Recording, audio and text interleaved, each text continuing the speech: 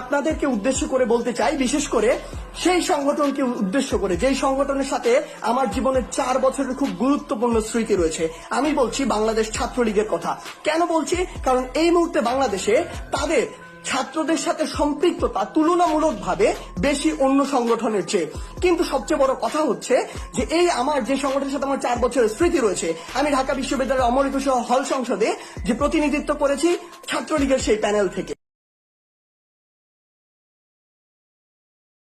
আমরা তো হাতে অস্ত্র নেই নাই, আমরা খালি লাঠি আর ইট নিয়ে নামছি।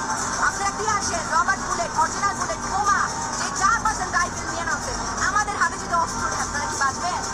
একটা 4 কোটি রাজাকারের হাতে যদি অস্ত্র নেই আপনারা কি থাকতে পারবেন? আপনারা মাঠে আসতে পারবেন? এটাই আপনার কাছে প্রশ্ন। আমরা অস্ত্র ধরি না, যে হাতে কলম ধরি সে হাতে যেটা বইতে থাকে সাক্ষাৎ চেয়ারম্যান